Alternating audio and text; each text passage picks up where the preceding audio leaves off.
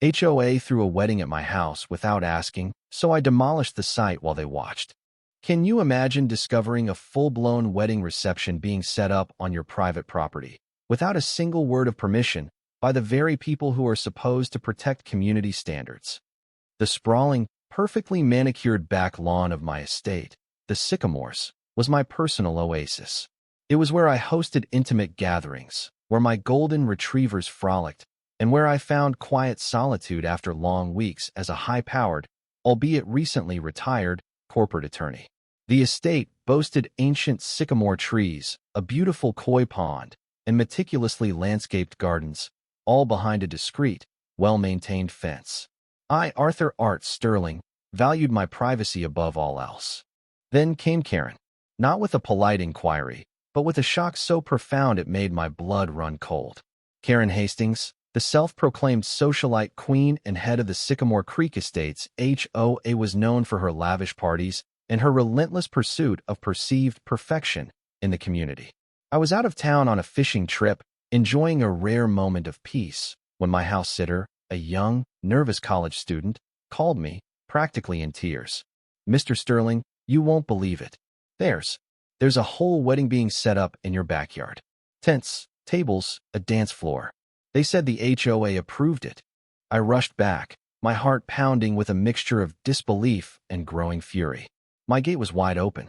My pristine lawn was being trampled by dozens of vendors, erecting a massive white marquee, stringing lights from my ancient sycamore trees, and setting up hundreds of chairs and tables. There was even a portable bar being rolled in. And at the center of it all, clipboard in hand, directing the chaos with an air of absolute authority, was Karen. She spotted me, a condescending smirk playing on her lips. "Mr. Sterling," she exclaimed, her voice sugary sweet but laced with steel. "Welcome home. Surprised? This is the inaugural Sycamore Creek Community Celebration, a wedding for my niece, Brittany. It's truly a spectacular use of this underutilized space. We simply decided your expansive lawn would be perfect for this joyous occasion. Consider it your contribution to community spirit. We'll send you the community service acknowledgement in due course." The main conflict, audacious and deeply personal, was laid bare. Karen, armed with her warped sense of entitlement and a complete disregard for private property, had unilaterally decided my home was a public venue for her niece's wedding. Her attitude was one of blatant appropriation, believing my private estate was simply a resource for her grand designs, completely dismissing my ownership and privacy. I tried to explain, my voice barely controlled. "Karen, this is private property. This is my home. You cannot just decide to host a wedding here without my permission. This is illegal trespassing and a massive liability." I even presented my property deeds, clearly outlining my ownership, and offered to discuss a proper venue rental in the future, trying to de-escalate the insanity. Karen, however, merely waved her hand dismissively, as if swatting a mosquito. "Mr. Sterling, don't be so dramatic. It's just a garden party. And frankly, the HOA bylaws state that common areas, including undeveloped green spaces, can be utilized for community events. We simply expanded the definition slightly for this special occasion. Now, if you'll excuse me, the caterers need access to your kitchen." Her tone was chillingly calm, her eyes holding a glint of perverse pleasure, as if she enjoyed watching my distress. The wedding preparations continued at a frantic pace, ignoring my repeated demands for them to leave. Karen's cronies, the HOA board members she had handpicked, conveniently disappeared or feigned ignorance when I called. Then, her audacity escalated beyond mere trespassing. As I watched from my patio, utterly helpless, her contracted decorators began drilling holes into the ancient sycamore trees to string heavy lighting fixtures. And worse, they started digging up a section of my award-winning rose garden to install a temporary dance floor. My precious 100-year-old roses, cultivated meticulously, were being torn out and discarded like weeds, irrevocably destroying years of delicate growth and a living legacy. It was an act of pure, malicious vandalism, aimed at proving her complete control. Right after witnessing the destruction of my rose garden, a crucial twist unfolded from an unexpected source. My head gardener, Maria, a wise woman with decades of experience caring for the estate, rushed over, her face pale. "Mr. Sterling, look at this. While those hooligans were ripping up your roses, I found something buried. An old property marker, much older than the current HOA maps. It shows that this entire section of the garden, where they're building the dance floor, was historically registered as separate from the main estate, marked as Sterling Family Trust land, and never part of the original HOA deed." Her discovery was astonishing. The specific plot of land Karen was now destroying was not technically part of the Sycamore's estate, property governed by the HOA at all, but a distinct, separately deeded parcel of my ancestral land, long forgotten on modern maps, making the HOA's claim utterly baseless and illegal. The larger consequence of Karen's actions became terrifyingly clear. The destruction of that specific section of the Rose Garden, which was on the Sterling Family Trust land, wasn't just about my personal loss. Those particular rose varietals were part of a rare, federally funded botanical gene bank project managed by the National Botanical Garden, aiming to preserve heirloom species facing extinction due to climate change. My garden was a designated, protected site. Karen's wanton destruction of that section had jeopardized years of delicate scientific work and compromised a vital national conservation effort, elevating her petty act of trespassing to a matter of significant federal concern and environmental damage. Armed with Maria's irrefutable property discovery, the furious director of the National Botanical Garden, and my own burning desire for justice, I made a series of rapid-fire calls. The next morning, the day of the lavish wedding, the scene was set. Hundreds of guests began arriving, dressed in their finest, parking their luxury cars along my street, gawking at the opulent setup in my backyard. Karen, in a shimmering gown, greeted them with an air of triumph, surveying her grand, unauthorized spectacle. The string quartet began to play, and the bride, Brittany, in a voluminous white dress, started her slow walk down the aisle towards the dance floor. "Welcome, everyone." Karen's voice, amplified by hidden speakers, boomed across my lawn. "Today, we celebrate love and the spirit of community here at the beautiful Sycamore Creek Estates Como." Actually, Karen, my voice, cutting through the music, boomed louder, courtesy of a professional sound system I discreetly set up. "You're celebrating on stolen land." I stepped out onto my patio, holding a projected image of Maria's historical property deed.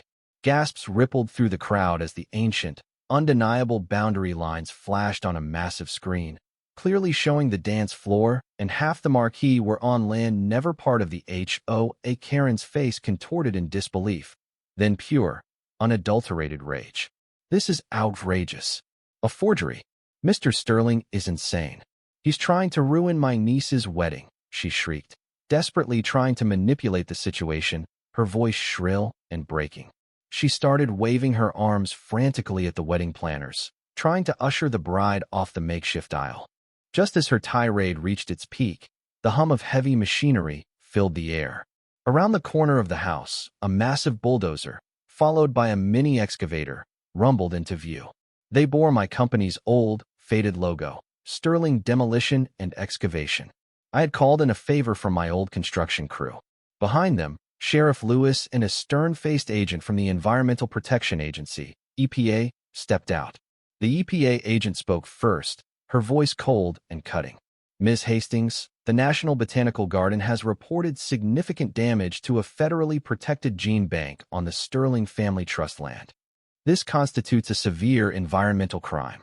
Sheriff Lewis stepped forward, handcuffs dangling from his belt.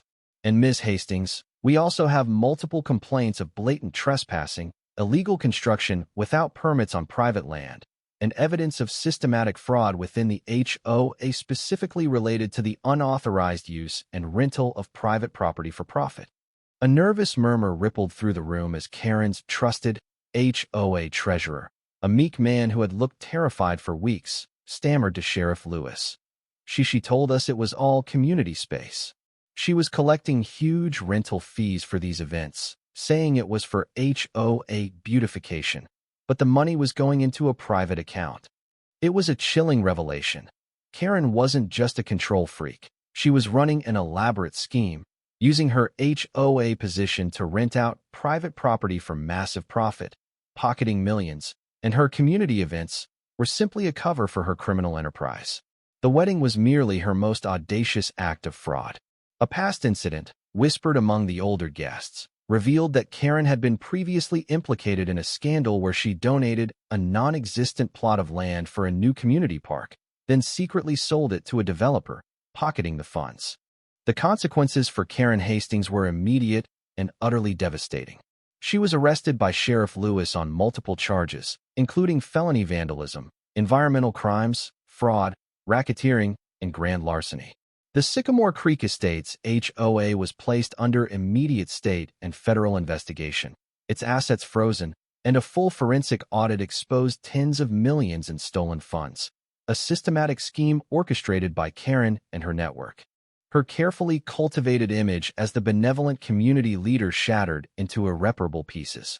The wedding guests, many of whom were unwitting victims of her scheme, were horrified.